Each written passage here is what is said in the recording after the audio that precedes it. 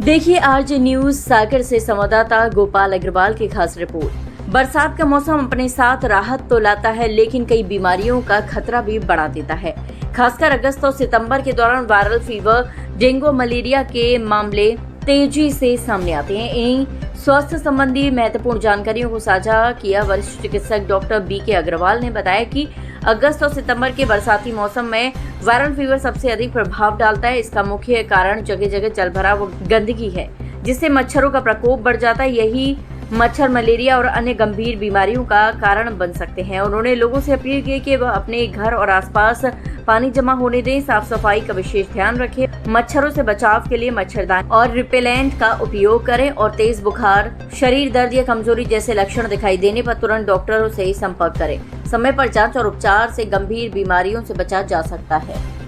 जैसा कि पिछले सालों में देखा गया है कि जैसे ही अगस्त सितंबर स्टार्ट होता है और पानी भरता है जगह जगह, लोग फिर भी कूलर का यूज़ करते हैं। कूलर में भी पानी भरा हुआ रहता है, छतों पे घरों पे पानी भरा हुआ रहता है। तो अक्सर कई साल पहले तो ध्यान हो कि इतना भयानक डेंगू और चिकनगुनिया हुआ था। कुछ साल पहले चिकनगुनिया हुआ था, उसके बाद फिर डेंगू हुआ।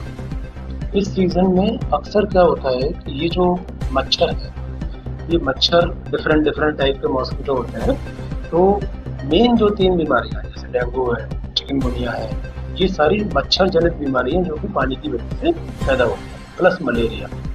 पिछली बार का याद होगा कि एक फैल्सिफरम मलेरिया होता है। मलेरिया की 2 मेन टाइप होती हैं, एक होता है वाइवेक्स मलेरिया, एक होता है फैल्सिफरम मलेरिया। फैल्सिफरम मलेरिया सीधा दिमाग में जाता है, वो होता है सर्वर मलेरिया। तो वो जो मलेरिया था वो बहुत फैला था, हर एक के दिमाग में बुखार था।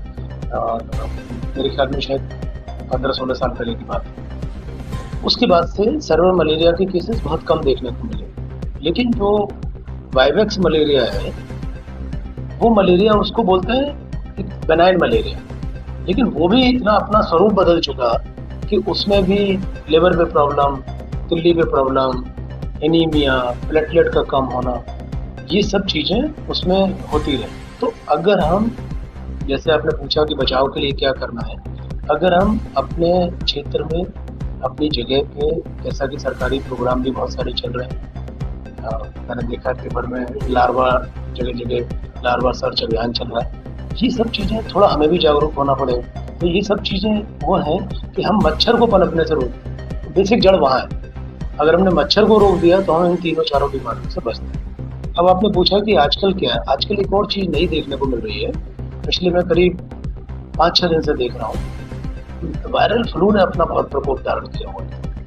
आज मैंने पेपर में भी देखा था, एसएन मेडिकल कॉलेज में इतना वायरल पीड़ित लोग पहुंचे हैं, वहाँ बहुत ज़्यादा भीड़ लगी हुई है। और इस वायरस की खास बात क्या है कि जैसे मैं लगभग पूरी साल ही देख रहा हूँ, ऐसा पहले सालों में नहीं होता था कि हम वायरस को पूरी साल देख रहे हैं। अक्सर क्या बोलते थे, भाई फ्लू हो रहा है, ठंड होगी, ठंड होती है तो फ्लू हो रहा है। अब ऐसा नहीं है, वायरस ने भी अपना स्वरूप चेंज कर दिया। इन्फ्लुएंजा उतना सीवियर होने लगा कि लोगों को सांस लेने में कठिनाई हो रही है। फीवर कहते थे, अरे यार 99-100 इस टाइप का बुखार होगा और आपका बुखार अपना घर में काढ़ा वाड़ा पी लो, ठीक हो जाएगा। लेकिन जब से मैंने देखा है कोविड-19 हुआ है, जब पैंडेमिक, उसके बाद से मैं ये देख रहा हूँ कि वो जो वायरस है उसने भी बॉडी की इम्यूनिटी को इस तरीके से अडेप्ट किया है कि वो इम्यूनिटी बॉडी की अपनी काम ही नहीं कर रही है उसके अगेंस्ट। अक्सर क्या होता है कि इन्फ्लुएंजा वायरस होता है, उसके अगेंस्ट में हमारी इम्यूनिटी बॉडी की काम करती है। लेकिन 103 बुखार, कहते हैं ठंड लग के बुखार आ रहा है तो मलेरिया ही होगा, नहीं। इस तरीके से बुखार वायरस में भी हो रहा है, पूरा गला बंद हो रहा है, सांस लेने में तकलीफ हो रही है। तो ये जो इस टाइप का जो फ्लू है, ये भी आजकल फैला हुआ है। बाकी बरसात में जो कॉमन फंगल इन्फेक्शन होते हैं, स्किन डिजीज होती है, ये सारी प्रॉब्लम तो है ही।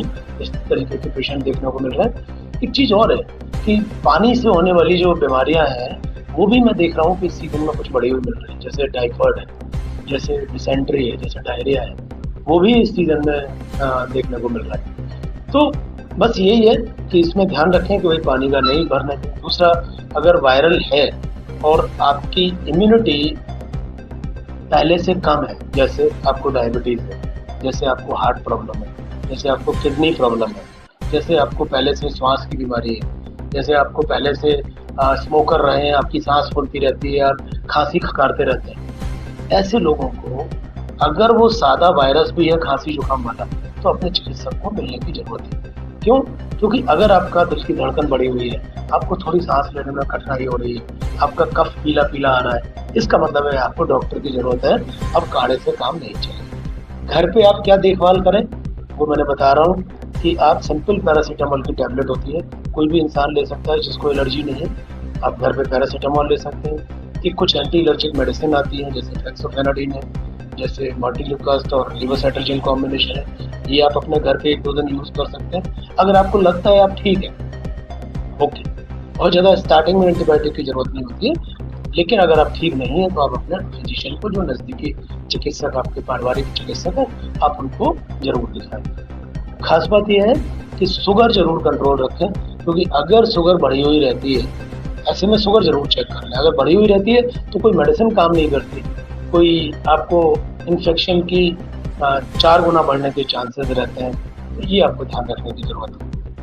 तो साहब, जिस तरीके खान-पीन में किस तरीके से बचना चाहिए इस मौसम में? ये बहुत सही सवाल है। मैं देख रहा हूँ कि ये एक ऐसा बॉर्डर होता है कि खाने पीने की जो चीज़ें हैं, जैसे आप फ्रूट्स हैं, आप घर पे अगर फल खा रहे हैं, आप अच्छे से धो के, क्योंकि मैंने देखा है कि वॉर्म इन्फेस्टेशन, कीड़ों की चीज़ें या कोई और इन्फेक्शन के चांसेस, कटे हुए फल हैं आपको वो नहीं लेने, आप अपना फ्रूट्स का यूज़ करते रहिए। एक चीज़ मैंने देखी है कि कुछ ऐसी चीज़ें हैं जैसे जो बॉडी की इम्यूनिटी आपको बूस्टर है, जैसे आप घर के अपने बने हुए काढ़े यूज़ कर सकते हैं। आप दूध जरूर पी सकते हैं, मिल्क आपकी बॉडी को मेंटेन रखता है। हरी सब्जियां, फ्रूट्स का ज़्यादा से ज़्यादा सेवन करें। खास बात ध्यान रखने की ज़रूरत है, जो लोग जरा भी गर्मी हुई तो आइसक्रीम खा रहे हैं, कोल्ड ड्रिंक पी रहे हैं, और इस टाइप की जो चीज़ें हैं जो आपको नुकसान कर सकती हैं। गले को आप दिन भर में 2-3 गार्गल करके आप गले को अपने को साफ रखें। कोशिश करें कि खाने पीने की चीज़ों के अलावा जो सबसे ज़्यादा ज़रूरी है, वो ये ज़रूरी है कि आप अगर किसी भीड़ भरे एरिया में हैं तो आप मास्क का यूज़ ज़रूर करें। क्यों? क्योंकि ये फ्लू फैला हुआ है। अगर ये वायरल इन्फेक्शन है तो आपको हमेशा, मैंने ये देखा है कि स्कूल के जैसे बच्चे हैं, वहाँ से लगता है।